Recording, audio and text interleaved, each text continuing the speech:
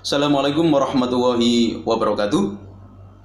Selamat pagi, Om Swastiastu, Namo Buddhaya, salam kebajikan.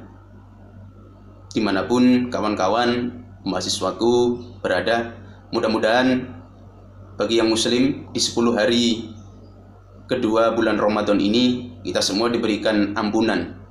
Di tengah wabah pandemi COVID ini, mudah-mudahan kita semua diberikan kesehatan, diberikan kelancaran rezeki, tetap jalin persaudaraan, silaturahim. Kawan-kawan sekalian, ada banyak pertanyaan di tengah wabah pandemi COVID ini, karena memang wabah pandemi COVID ini dampaknya sangat luar biasa. Hari ini kita melihat bangsa Indonesia di tengah wabah pandemi COVID, kita semua terdampak. Harapannya kita semua saling bergotong royong, saling bersatu padu, saling melaksanakan kegiatan yang sifatnya positif. Kawan-kawan sekalian, apa yang mau kita bahas pada kesempatan pagi hari ini? Yakni kaitannya apakah dana desa itu bisa digunakan untuk pencegahan dan penanganan COVID-19 ini? Kira-kira jawabannya apa, kawan-kawan sekalian? Jawabannya bisa. Karena kita ketahui bahwa di lapangan kita disajikan dengan berbagai macam pertanyaan. Apalagi kalau kawan-kawan bergerak terlibat di dalam program penanganan COVID di desanya masing-masing, di kelurahannya masing-masing. Tentunya ada banyak pertanyaan. Bagaimana caranya anggaran dana desa ini bisa kita gunakan untuk penanganan COVID? Sedangkan kalau kita ketahui program-program prioritas yang sudah disusun dalam Musrenbangdes, yang sudah tertuang dalam RKPDes, ini sudah berjalan. Sedangkan COVID baru-baru ini terjadi dan dampaknya sangat luar biasa. Bapak katakan sekali lagi bahwa dana desa bisa digunakan untuk pencegahan dan penanganan COVID-19 ini. Sesuai dengan instruksi Bapak Presiden Joko Widodo dan juga Permendes, Peraturan Menteri Desa, Gus Abdul Halim Iskandar, dalam Permendesnya nomor 6 tahun 2020 mengamanahkan bahwa ada perubahan peraturan menteri yang sebelumnya nomor 11 tahun 2019 tentang prioritas penggunaan dana desa dirubah menjadi peraturan menteri desa, pembangunan daerah tertinggal dan transmigrasi nomor 6 tahun 2020 tentang prioritas penggunaan dana desa untuk pencegahan dan penanganan COVID-19. Nah, berlandaskan legal standing ini, aturan hukum yang sudah tertuang, maka tidak ada alasan desa itu tidak melakukan revisi perubahan program untuk penanganan COVID-19.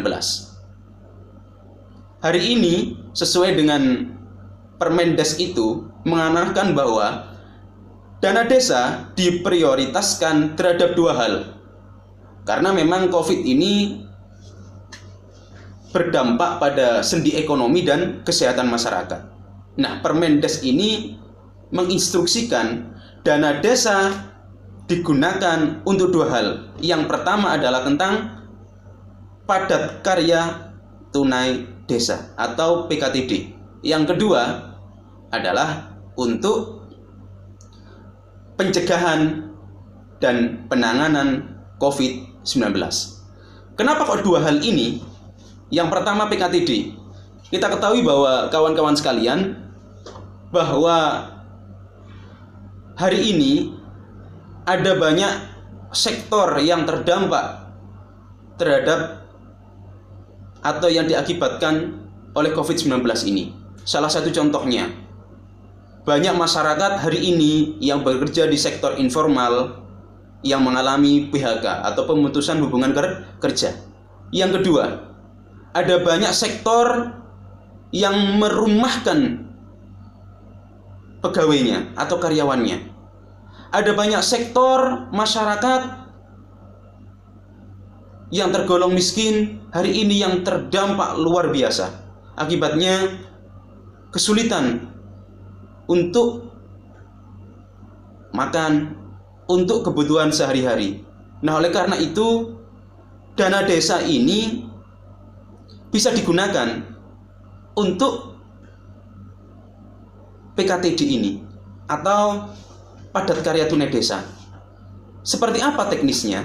Teknisnya PKTD itu, kawan-kawan sekalian, kita ketahui bahwa ketika misalkan desa itu ada program pembangunan, ada program pembuatan fisik atau infrastruktur, maka yang diprioritaskan untuk membangun atau melaksanakan pekerjaan ini adalah masyarakat desa itu sendiri, tidak melibatkan pihak ketiga, tidak melibatkan kontraktor dan sebagainya.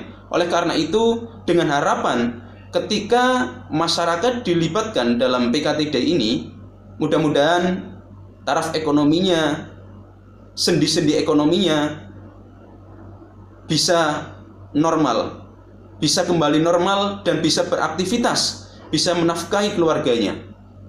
Yang kedua,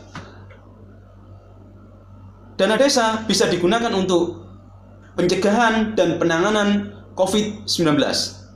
Kita ketahui bahwa dengan banyaknya edaran-edaran dari kementerian, instruksi dari presiden, salah satunya melaksanakan karantina wilayah dan juga PSBB, pembatasan sosial berskala besar. Hal ini tentunya melibatkan desa sebagai unit pemerintahan terkecil untuk melakukan mitigasi baik struktural maupun non-struktural. Mitigasi yang struktural contohnya adalah hari ini kalau kita lihat dengan diberlakukannya PSBB, maka desa-desa membuat posko-posko pencegahan. Oleh karena itu posko ini dibuat desa tentunya melibatkan banyak masyarakat, banyak petugas. Kita ketahui bahwa yang bertindak sebagai ketua gugus pencegahan itu adalah kepala desa itu sendiri. Yang bertindak sebagai wakil gugus tugas pencegahan COVID-19 itu adalah ketua BPD. Dan anggota-anggotanya bisa melibatkan LPMD, LPMK, unsur-unsur kepemudaan, RT, RW, dan sebagainya. Dan juga ada mitra yang terlibat, Babin Kamtibmas, OPD, dan juga lintas sektor yang bisa kita libatkan untuk pencegahan ini.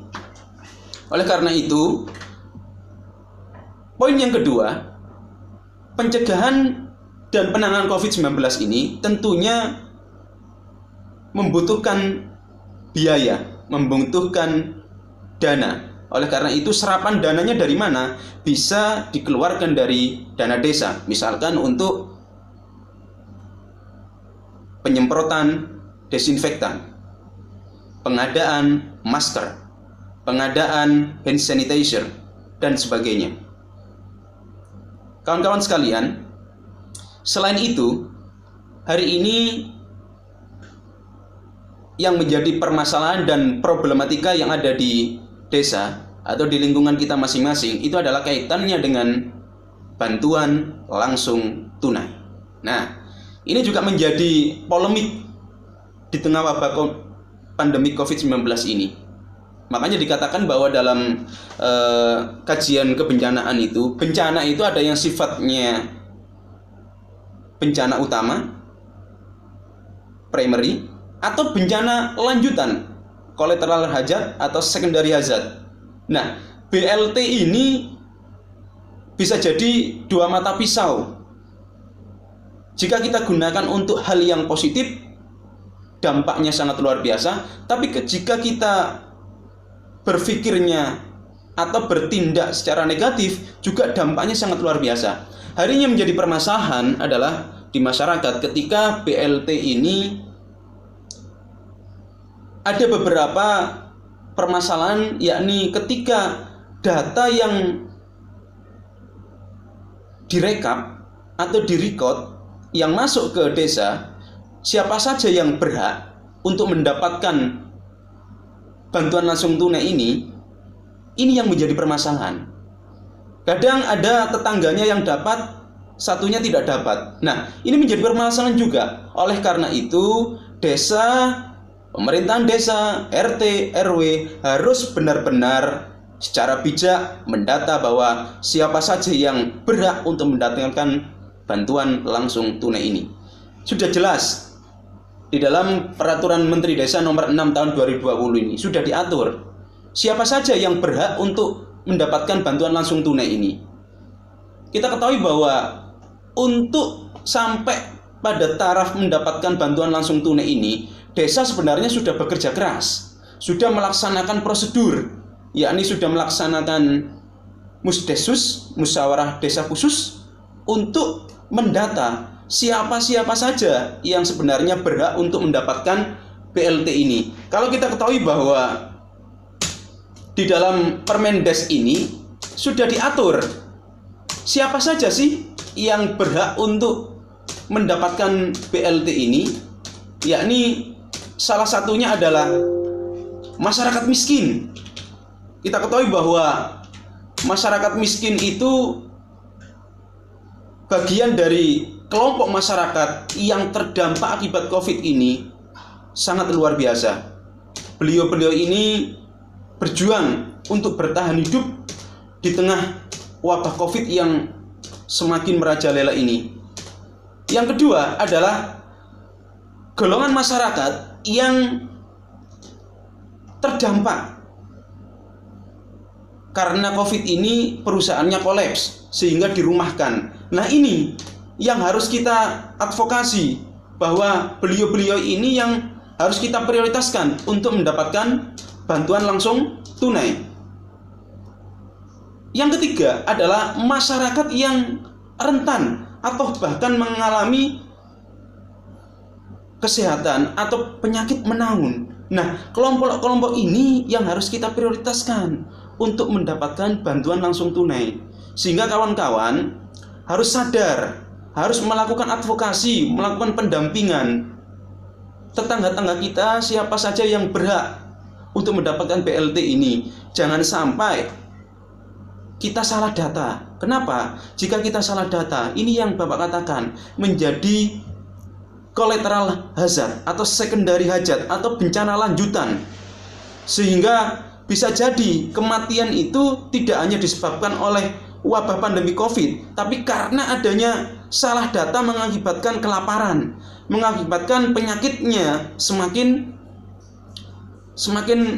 merebak dan juga semakin resikonya high risk, resiko tinggi. Oleh karena itu kawan-kawan sekalian, mari kita bergotong royong, desa kita dampingi, bahwa di dalam Permendes, Peraturan Menteri Desa nomor 6 tahun 2020 itu sudah diatur bagaimana dana desa itu bisa digunakan untuk pencegahan dan penanganan COVID-19. Mungkin itu yang bisa Bapak sampaikan. Kurang lebihnya mudah-mudahan kita semua mendapatkan pencerahan, kita semua diberikan kekuatan, kesehatan dalam hal untuk menangani pencegahan COVID-19 ini. Seperti biasanya, Wonokromo udan deres nedonerimo pangeran sing balas. Wawul muwaffiq ila muqtarik. Assalamualaikum warahmatullahi wabarakatuh.